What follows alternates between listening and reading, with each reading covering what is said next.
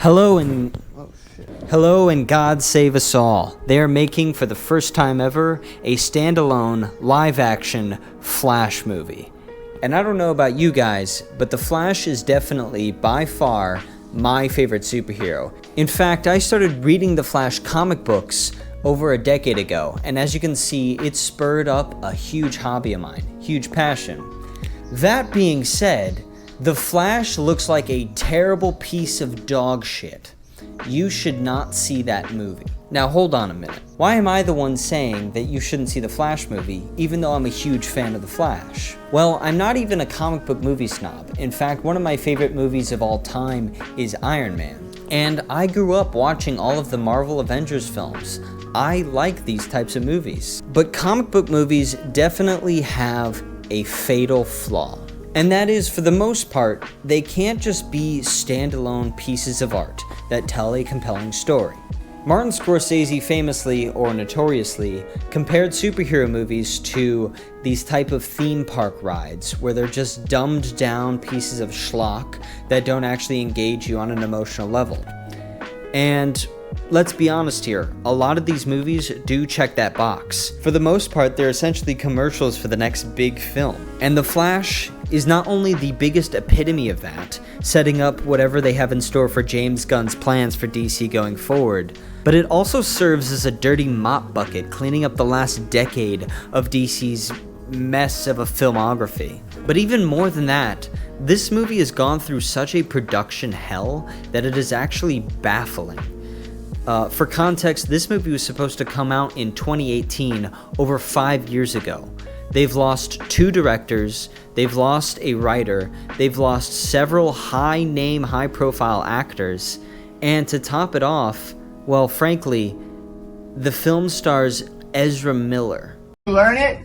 Did you want to fight? Is that the deal? Whoa, bro. Now, I don't know if you're very familiar with who Barry Allen, the Flash, is as a character. He's kind of comparable to Peter Parker. Peter! Yeah. In the sense that he's this straight-laced nerd trying to eagerly do the right thing. And who did they cast to play this straight-laced nerd? A hipster. And I would say that on the whole, even though the Flash TV show on the CW is probably bad, they at least had Grant Gustin, who not only did his best, but played that role pretty well. My name is Barry Allen. I am the fastest man alive. And what they tried to do with this version of Barry Allen is make him this awkward comic relief, like, haha, look at him, he's such an outcast. I haven't quite been able to, brunch. What is brunch? You wait in line for an hour for essentially lunch. And it just didn't work.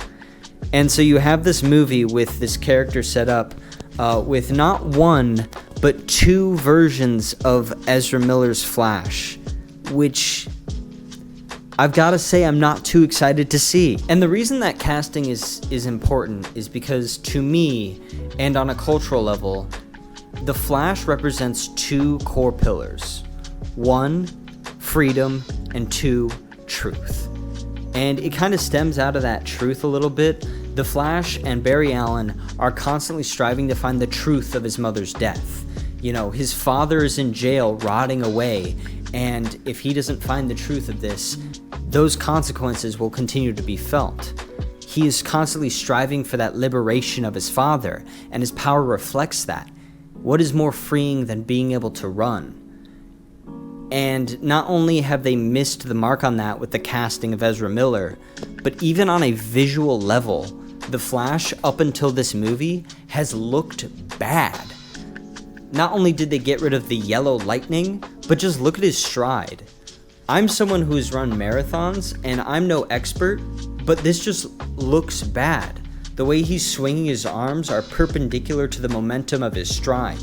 He's clearly losing speed, it just doesn't make any sense.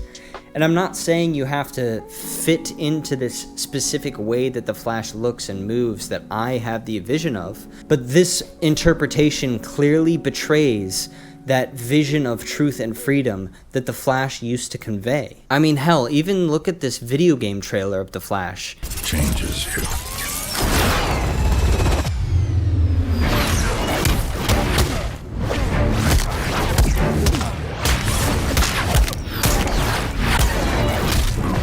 They use sound and visuals in such a creative way. It's unique, but it still nails that aesthetic while looking cool. And yeah, it looks like they're trying to fix that a little bit with the new movie, making it look a little more normal.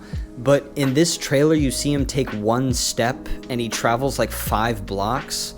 And that doesn't make sense because the character is about speed and rapidity. It's not about power. He should be taking as many steps as it would take to travel 5 blocks. He just does it in a quick amount of time. What are you trying to do here?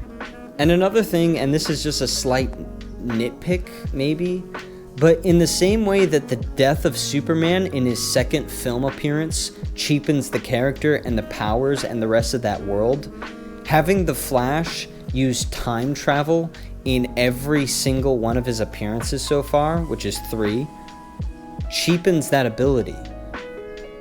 The whole point of time travel is that it's a worst case scenario power. You use that as your last ditch effort. You don't want to use it. And we've seen him use it 3 times now. It's just cheap. Everything about this movie seems cheap. It's cheapening the characters, it's cheapening its visual effects, and I get it. They're bringing Michael Keaton back. But doesn't some part of you on a visceral level just look at this and feel wrong? Doesn't this feel wrong? Michael Keaton has not been Batman for over 20 years, right? I feel like that should be him bowing out of the role. Like, why do we need to dig up these characters? Why do we need to have... It all seems like a desperate attempt to sell tickets by any means possible. But because, like I said, they not only need to wipe the slate clean with the last 10 years of DC movies that they just aren't invested in anymore, but they also need to set up the next 10 years with whatever James Gunn has in store. I don't know. I know that this is a weird thing to make a video about, but on a cultural level, it just seems like we've hit a new low. And I feel like for the sake of dignity and the sake of our culture, I ask you, please do not see the Flash movie. Thank you.